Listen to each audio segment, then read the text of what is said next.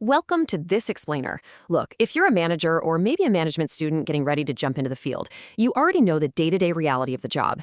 You are constantly forced to make incredibly tough decisions, usually with strictly limited resources, right? And so often, you're looking at situations where the standard business playbook just doesn't give you a clear moral answer. Today, we're diving into normative ethics. But don't worry, we aren't going to treat this like some abstract, lofty philosophy class. We're going to look at it as a highly practical, disciplined tool for making those exact, hard-nosed choices you face every day. So let's jump right in. So here is our roadmap for This Explainer.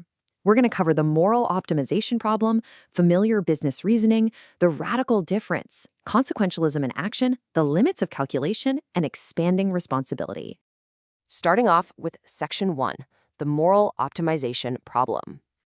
Okay, let's start with the fundamental question of normative ethics. How ought managers to act? To figure that out, we're looking at a specific framework called consequentialism. Simply put, this means evaluating actions based strictly on their outcomes.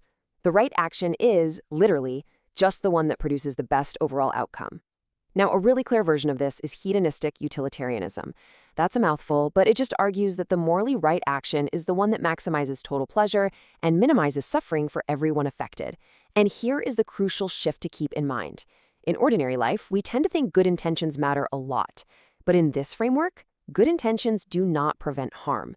Imagine a manager rolling out a new software system. They really hope it helps employees, but if it actually just creates a ton of stress and feels like excessive surveillance, well, consequentialism says we absolutely have to judge the action by that resulting stress, not the initial good intentions. Intentions just don't count here. Actual results do. What's great is that this builds into a highly actionable structure. You can really think of this as the P&L, the profit and loss of human well-being. It breaks down into 6 steps. First, you identify your alternatives. And remember, doing nothing at all is an alternative. Second, you identify everyone affected. Third, you estimate the consequences. Fourth, you evaluate the resulting pleasure and suffering. Fifth, you aggregate all of that impartially. And finally, step 6, you choose the best overall outcome. It's a very logical, step-by-step calculation. Moving on to Section 2, familiar business reasoning. Now, as a manager, you might look at those 6 steps and think, this feels surprisingly intuitive. And you'd be right. That's because consequentialism feels remarkably similar to the day-to-day work of optimizing for ROI. When we put profit maximization right next to hedonistic utilitarianism, we start to see that while their end goals are fundamentally different, they actually share the exact same structural muscles. Think about it. Both rely on a single objective. Both require the calculation of trade-offs, where a loss in one department might be totally accepted for a bigger gain somewhere else.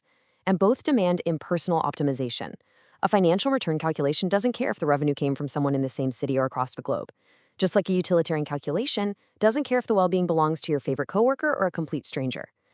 So the really crucial point here is this. Both of these frameworks convert incredibly messy, complex, plural situations into a single optimization problem through massive aggregation. I mean, your company already combines thousands of distinct daily transactions into one bottom-line profit figure, right? Utilitarian reasoning does the exact same thing. But instead of money, it aggregates the pleasure and suffering of everyone affected into one final net benefit total. This is exactly what makes large, complex decisions actually manageable for leaders. Which brings us to Section 3, the radical difference. Okay, here is where we have to pivot hard, because this is where these structurally identical frameworks violently diverge in practice. Consequentialism completely obliterates the traditional boundary of the firm. Under standard profit logic, who actually counts? Internal employees, distant supply chain workers, future generations, non-human animals? Let's be honest, they're often treated as external. They usually only count if they somehow affect the company's revenue, costs, or risks. But, under utilitarian logic, every single one counts. Harm to a supplier's employee in another country cannot just be waved away because they don't have an email address with your company's domain name. Climate damage to future generations doesn't somehow magically become morally irrelevant just because your firm won't be around to pay the financial penalty. Consequentialism proves that external costs suddenly become internal to the moral calculation. Let's look at Section 4, consequentialism in action. Let's ground this theory in the real world with a quick survey of the kind of classic, high-stakes business scenarios you might actually run into. Take allocating a limited safety budget. Do you use it to fix a frequent but minor injury or a super rare but catastrophic risk? What about deciding on a product recall when the data is still uncertain? Or reducing supply chain harm when your biggest buyer is demanding faster, cheaper delivery, but you know that's going to cause excessive factory overtime? Or making long-term climate investments? In every single one of these scenarios, consequentialism prevents you from hiding behind organizational boundaries. It actively forces you to track the harm across borders and across time, demanding you consider distant and future suffering just as heavily as immediate corporate inconvenience. Let's zoom in a bit on one really tough example: closing a plant. Suppose keeping this plant open protects the local community, but closing it is the only way to ensure the wider survival of the entire global company. A consequentialist calculation might clearly show that closing the plant produces the absolute best overall outcome for the maximum number of people. However, here's the catch: maximizing overall outcomes does not erase your duty to mitigate concentrated local harm.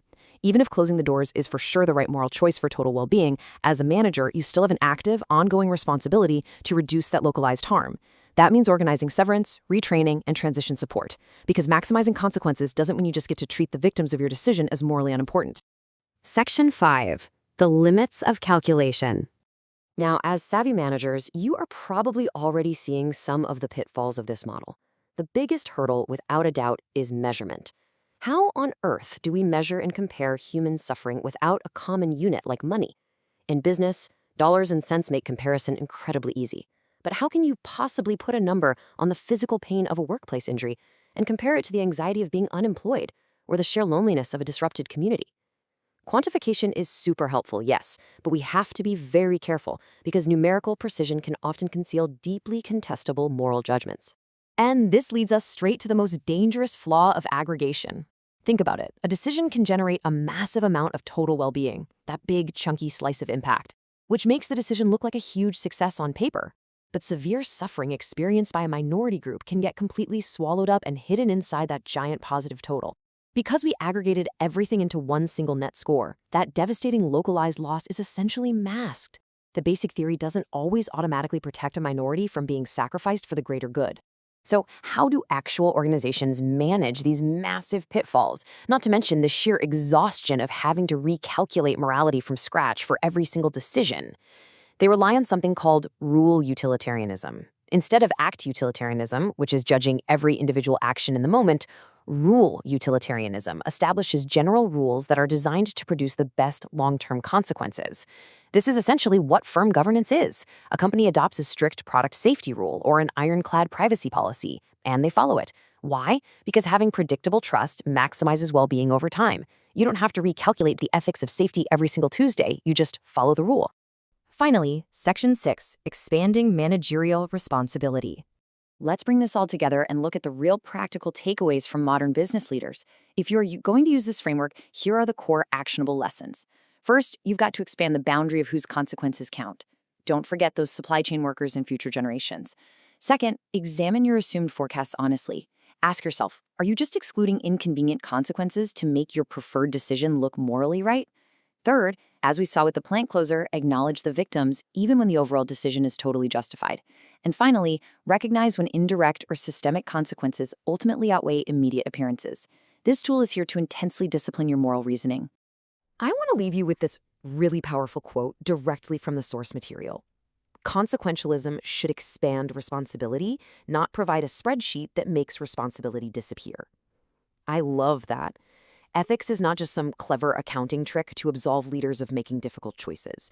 It is a lens that forces you to look outward and absolutely refuse to ignore the real-world outcomes of your actions. Which brings us to our final, somewhat provocative thought for you to chew on. Does your current business model survive a truly impartial consequentialist audit? Seriously, think about it. If you completely stripped away your organizational boundaries and impartially weighed the well-being of every single person your company touches, would your current practices hold up?